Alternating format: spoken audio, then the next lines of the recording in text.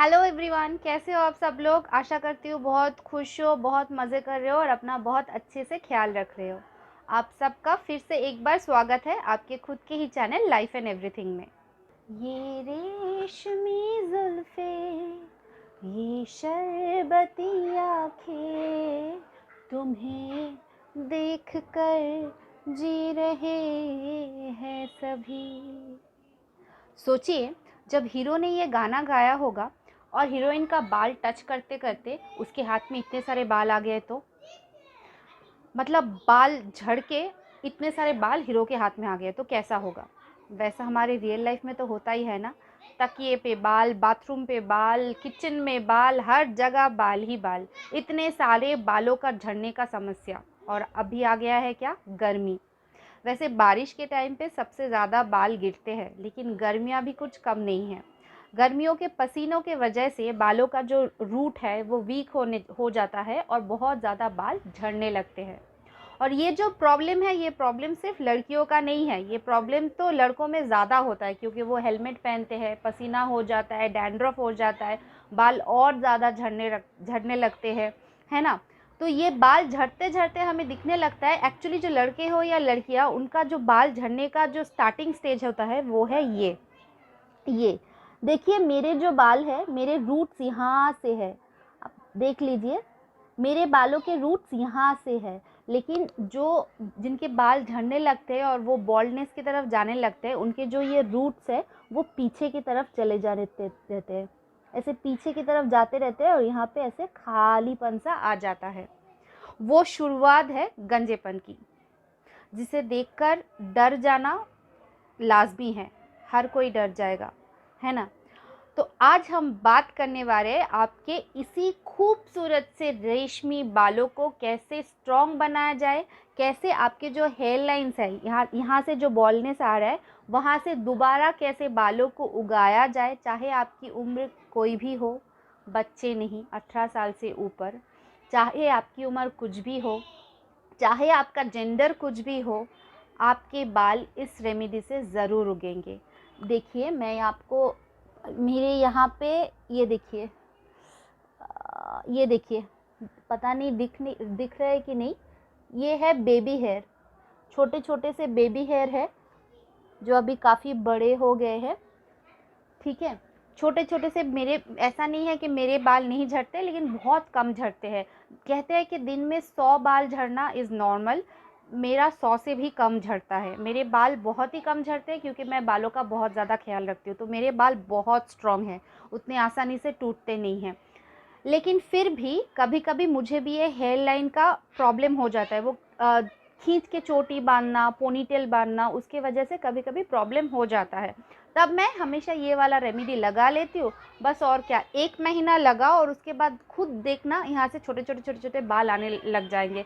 लेकिन जैसे बोलती हूँ वैसे ही लगाना है। 1 महीने तक कंटिन्यूसली लगाना है। मैं बता दूंगी कब कब कैसे कैसे लगाना है। अगर आप उसे फॉलो करोगे सही ढंग से, तो बाल ज़रूर उगेंगे। आइए देखते हैं वो रेमेडी क्या है। इस रेमेडी का सबसे पहला इंग्रेडिएंट वो है अनियन, यानी कि प्याज। हाँ, बदबूदार चीज़ है, बहुत ज़्यादा गंदी बदबू आने वाली है। कोई बात नहीं, नाक में क्लिप लगा लीजिएगा। नहीं, सच में मत लगाइएगा, सांस बंद हो जाएगी। थोड़ा सा बदबू सहन कर लीजिए। उस दिन अगर कहीं बाहर जाना है तो उस दिन मत लगाइए, क्योंकि आप अनियन लगा के बाहर चले जाएंगे तो लोग भाग जाएंगे। जिस दिन घर पे है उस दिन लगा लीजिए। तो वो जो छोटे छोटे से अनियन होते हैं ना, आप बड़े अनियन भी यूज़ कर सकते हैं। जो छोटे अनियन होते हैं बहुत ज़्यादा इफ़ेक्टिव होते हैं। छोटे छोटे जो सलाद के लिए जो यूज़ होते हैं, वो वाले अनियन अगर आप ला पाए तो अच्छी बात है। नहीं तो आप घर का किचन में जो भी अनियन है उसी को यूज़ कर लीजिए, कोई बात नहीं। मैंने इस वीडियो में घर का अनियन ही यूज़ किया है, क्योंकि मैं रात को वो प्रिपेयर कर रही थी और उस वक्त तो बाज़ार खुला हुआ नहीं था और मुझे छोटा वाला अनियन मिला नहीं। तो खैर, तो हमारा पहला इंग्रेडिएंट जो है वो है अनियन। अब ये तो पूरी दुनिया को पता है कि अनियन से बाल ग्रोथ होते हैं, हेयर में ग्रोथ होता है। ये नानी दादी, उनकी दादी, उनकी दादी, सब लोगों ने कह कर गए हैं कि अनियन से हेयर ग्रोथ होता है। आजकल बहुत सारे शैम्पूज़ में, ऑयल्स में, हर इस चीज़ में बोलते हैं कि इसमें अनियन जूस है, जिससे कि हेयर ग्रोथ होता है, ये होता है, वो होता है। लेकिन मैं आपको एक चीज़ बताना चाहती हूँ, मैं हमेशा जब भी आपको कोई रेमेडीज़ बताती हूँ, मैं उसके रिलेटेड कुछ फैक्ट्स भी आप लोगों को बताती हूँ। तो अगर आप लोग वीडियो स्किप ना करते हुए पूरा वीडियो देखते हैं तो आपको समझ में आ जाएगा। आप एक बात बताइए, ये जो अनियन का जूस है, आप उसको निकाल के 1 घंटे तक बाहर रख दीजिए। उसके बाद आप देखिए कि उसका टेक्सचर, उसका कलर, उसका स्मेल किस तरह से चेंज होता है। तो आपको ये बता दूँ, जो अनियन है अगर आप उसको काट के रख दोगे या उसका जूस निकाल के रख दोगे तो वो टॉक्सिक हो जाता है। वो आपके बालों के लिए या कोई भी चीज़ के लिए, खाने के लिए वो सही नहीं होता है। इसीलिए अनियन को तुरंत ही काट के तुरंत ही लगाना चाहिए और हमेशा फ्रेश ही लगाना चाहिए, उसको स्टोर करके नहीं रख सकते हैं। तो मुझे पता नहीं इतने सारे बड़े बड़े शैम्पू और ऑयल्स के ब्रांड्स कैसे ये बोल सकते हैं कि उनके प्रोडक्ट्स में अनियन का जूस है। आप खुद ही समझ लो, आप समझदार हो। तो आपको जब भी ये रेमेडी करना है, आपको फ्रेश अनियन जूस ही लेना है। आप उसको स्टोर करके नहीं रख सकते हो, वो टॉक्सिक हो जाएगा। प्लीज़ ये बात को दिमाग में डाल लीजिए। सही बात है। चलो, अब आ गया है हमारा दूसरा इंग्रेडिएंट। हमारा दूसरा इंग्रेडिएंट के बारे में भी आप लोगों को बहुत अच्छे से पता होगा, क्योंकि ये भी हमारी दादी नानियों ने हमें बहुत बार कहा है, और वो है करी पत्ता, करी लीव्स, जो हम लोग खाने में डालते हैं और फिर उसे निकाल के फेंक देते हैं। वो पेट में बहुत सारे लोगों को पसंद नहीं है, लेकिन आप लोगों को पता नहीं है ये जो करी लीव्स होती है वो आपके बालों के लिए एक वरदान होता है। मतलब उसको मिस मत कीजिए। नेक्स्ट टाइम जब खाने में करी पत्ता मम्मी डाले तो उसको निकाल के फेंकना नहीं है, चुपचाप से खा लेना है। बहुत सारी चीज़ें उल्टी सीधी डिश हम लोग खाते हैं रेस्टोरेंट में जाकर, बहुत सारा पैसा देकर, बहुत टाइम तो अच्छा भी नहीं लगता है, उसे चुपचाप खा लेते हैं ना। तो करी लीव्स भी मेडिसिन समझ के चुपचाप खा लो, ठीक है। तो दूसरी जो हम लोग की इंग्रेडिएंट हो गई है वो है करी लीव्स। एक छोटी सी बोनस टिप, अगर बालों को जल्दी ग्रोथ करना है तो सुबह उठ के करी पत्ता, उसको 3-4 करी पत्ता लेकर फ्रेश वाला मुंह में डाल के चबा के पानी पी लो, ठीक है। उससे आपका जो बालों का ग्रोथ है वो और ज़्यादा तेज़ी से होगा। मैं हमेशा बोलती हूँ, जो चीज़ आप लगाते हो उसी चीज़ को अगर आप खाओगे तो जल्दी से काम करेगा, ठीक है। ये हो गई आपकी बोनस टिप। अब है हम लोगों का थर्ड इंग्रेडिएंट। थर्ड इंग्रेडिएंट है कैस्टर ऑयल। कैस्टर ऑयल, वो जो चिपचिपा सा ऑयल होता है ना, कैस्टर ऑयल। ये जो कैस्टर ऑयल है, जब इसका इन्वेंट हुआ था, ये एक बहुत अच्छी मज़ेदार बात है। ये कैस्टर ऑयल एक्चुअली इन्वेंट हुआ था स्किन के लिए, ओके, स्किन पे लगाने के लिए, लेकिन धीरे धीरे इसको बालों के लिए भी यूज़ करना शुरू हो गया है। तो कैस्टर ऑयल से बढ़िया ऑयल कुछ हो नहीं सकता है हेयर ग्रोथ के लिए, ठीक है। तो ये हो गया है हम लोगों का थर्ड इंग्रेडिएंट, ओके। लेकिन ये जो कैस्टर ऑयल होता है ये बहुत ज़्यादा गाढ़ा होता है, बहुत ज़्यादा चिपचिपा होता है, ठीक है। अगर आप थोड़ा सा सर पे डालोगे, जैसे कि दूसरा तेल हम डालते हैं, ऐसे ऐसे उसको मसाज करते हैं, आप कैस्टर ऑयल के साथ वो नहीं कर सकते हो, हरगिज़ नहीं कर सकते हो। उंगलियां ऐसे जाएगी नहीं, वहीं पे अटक जाएगी, इतना गाढ़ा होता है। लेकिन ये आपके बालों के लिए मतलब साक्षात भगवान का आशीर्वाद है। हमारा फोर्थ और लास्ट इंग्रेडिएंट है बादाम का तेल, यानी कि आमंड ऑयल।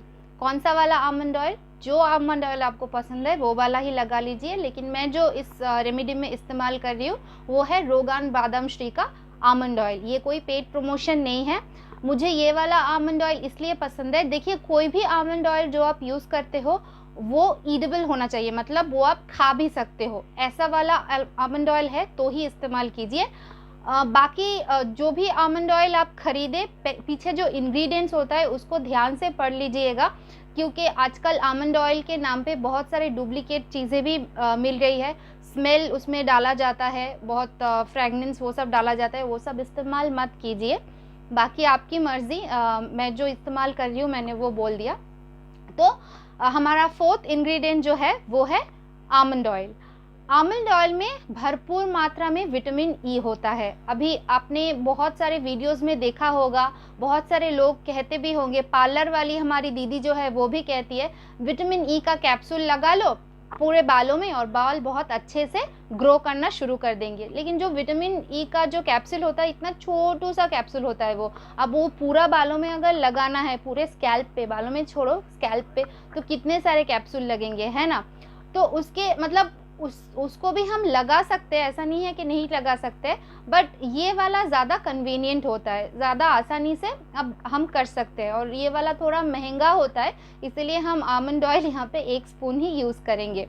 तो 2 spoon castor oil, 1 spoon almond oil, और 1 प्याज, और 10 से 15 करी पत्ता के लीव्स, ये है हमारे टोटल इंग्रेडिएंट। तो अब आपको इसको बनाना कैसे है, बहुत ही सिंपल है, जैसे 4 ही इंग्रेडिएंट है, कोई तामझाम नहीं है, बनाना भी सिंपल है और इंग्रेडिएंट्स भी सिंपल है। प्याज को काट लीजिए, साइड में दिखा रही होंगी मैं, प्याज को काट लीजिए, काट कर उसको मिक्सर में डाल दीजिए, फिर करी पत्ता का लीव्स उसमें डाल दीजिए और उसको घुमा दीजिए, ठीक है। आप जितना क्वांटिटी डालोगे, उसमें से जितना जूस निकालता है उतना काफ़ी है। आप ज़्यादा जूस बनाने के लिए उसमें ज़्यादा करके पानी मत डालिए कि बहुत ज़्यादा हो जाएगा, जी नहीं, जितना निकलता है उतना काफ़ी है। वैसे जो प्याज आप यूज़ कर रहे हो, वो वाला प्याज आप छोटे वाला, अगर वो सलाद वाला प्याज यूज़ करो तो अच्छा है, वरना कोई भी प्याज चलेगा। तो जूस निकाल लिया, जूस निकालने के बाद उस जूस में, अभी जूस को कैसे निकालोगे, या तो आप उसको छन्नी से उसको जूस को निकाल सकते हो, या फिर मैं यहाँ से हाथ से ही उसको प्रेस करके उसका जूस निकाल दिया मैंने, अनियन और करी लीव्स का, मतलब तो जूस निकालने से है, कैसे भी निकालो। उसके अंदर फिर आप डालो आपका 2 स्पून कैस्टर ऑयल और 1 स्पून आमंड ऑयल, फिर उसको अच्छे से फेंट लो। वैसे ऑयल और पानी एक साथ मिलता नहीं है, लेकिन आप अच्छे से उसको फेंट लो तो एक मिक्सचर जैसा आ जाएगा, फिर उसको लगाने में आसानी हो जाएगी। देखिए, ग्रोथ जो होता है वो यहाँ से होता है, और हम लोग कहाँ से फिक्स कर रहे हैं, हम लोग अपना हेयर लाइन को फिक्स कर रहे हैं, तो हम लोग इसी पर कॉन्सेंट्रेट करेंगे, पूरा लेंथ में लगाने की ज़रूरत नहीं है, क्योंकि मैंने कहा था कि इसमें है कैस्टर ऑयल। अगर आप पूरा हेयर में कैस्टर ऑयल लगाओगे तो आप उसको मालिश नहीं कर पाओगे, उसको कोम वो सब कुछ नहीं कर पाओगे, क्योंकि बहुत थिक होता है। तो आपको कॉन्सेंट्रेट करना है सिर्फ इस हिस्से को, ठीक है। तो आप क्या करोगे, पार्टीशन करते जाओगे और इस ऑयल को लेकर हर जगह पे लगाते जाओगे, जैसे मैं यहाँ पे लगा रही हूँ, हर जगह पे लगाते जाओगे, पूरा ये स्कैल्प को, ये जगह स्पेशली जो ये जो जगह है इसको कवर करोगे, ठीक है। अच्छे से लगा लोगे। लगाने के बाद मसाज करने की कोशिश बिल्कुल मत करना, उंगलियां फंस जाएगी, हेयर वीक रहेगा, गिर जाएगा, टूट जाएगा, वो सब मत करना, जैसे है वैसे ही रहने दो। अगर चाहिए पीछे के बालों में, के सामने के बालों में लगाया है, पीछे कुछ भी नहीं लगाया, अगर मन ऐसा कर रहा है तो पीछे के बालों में नारियल का तेल लगा सकते हो, जो भी तेल आपको पसंद है वो लगा सकते हो। लगा के पीछे का बाल कोम कर लेना, सामने का यहाँ पे हाथ मत लगाना, जैसे है वैसे ही छोड़ देना, और उसको अच्छे से बांध के रात को सो जाना। बस इतना ही है। प्रिपरेशन में भी सिंपल है, लगाने में भी सिंपल है, कोई ज़्यादा तामझाम नहीं है, एकदम से सिंपल सा है। हाँ, थोड़ा सा इतना ही मेहनत करना पड़ेगा, हर रोज़ आपको वो अनियन का जूस बनाना पड़ेगा, क्योंकि उसको आप बना के नहीं रख सकते हो, प्लीज़ मत रखो। अगर अनियन का जूस बनाकर फ्रिज में रख दिया, फिर उसको यूज़ किया, फिर आगे मुझे बोला कि वो रेमेडी काम नहीं किया, तो ये तो नहीं हो सकता है। जैसा बोल रही हूँ वैसे ही करना है, ठीक है, तभी काम आएगा। अच्छा, चलो ये हो गया रेमेडी के बारे में, कैसे बनाना है, कैसे लगाना है, सब कुछ हो गया। अब इसे कब कब लगाना है, ओके।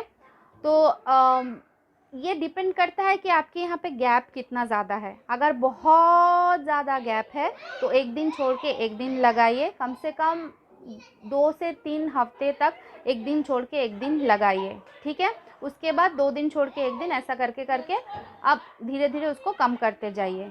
हमेशा नहीं लगाना है, पहले एक दिन छोड़ के एक दिन लगाइए, बहुत ज़्यादा गैप है तो 3 हफ्ते तक, उसके बाद 2 दिन छोड़ के एक दिन, ऐसा करते करते और 2 हफ्ते करके फिर आप स्टॉप कर सकते हो। तब तक आपको रिज़ल्ट मिल जाएगा, आप खुद ही समझ जाओगे करते करते कि आपको, और 2 हफ्ते के बाद ही आपको दिख जाएगा, आपको धीरे धीरे रिज़ल्ट आना शुरू हो गया, तो आपको खुद ही समझ में आ जाएगा, फिर मेरी इंस्ट्रक्शन की ज़रूरत नहीं पड़ेगी। लेकिन अगर थोड़ा सा ही प्रॉब्लम हुआ है, ज़्यादा गैप नहीं है, तो हफ्ते में 2 दिन कर सकते हो। सोचो फॉर एग्ज़ाम्पल, आप सैटरडे नाइट को लगा लो, संडे धो दो, फिर मंडे ट्यूसडे छोड़ दो, वेडनेसडे रात को लगा लो, फिर थर्सडे धो दो, ऐसे करके हफ्ते में 2 दिन लगा सकते हो। अगर थोड़ा सा प्रॉब्लम है, ज़्यादा प्रॉब्लम है तो एक दिन छोड़ के एक दिन।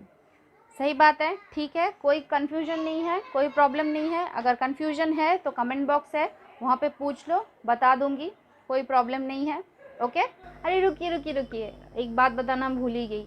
ये जो पूरे वीडियो में आपने एक छोटे से बच्चे की आवाज़ सुनी जो गला फाड़ फाड़ के चिल्ला रहा था, वो मेरे नेबर अंकल का बच्चा है। मतलब सर पे बाल उगाना आसान है, लेकिन इसका मुंह बंद करना आसान नहीं है।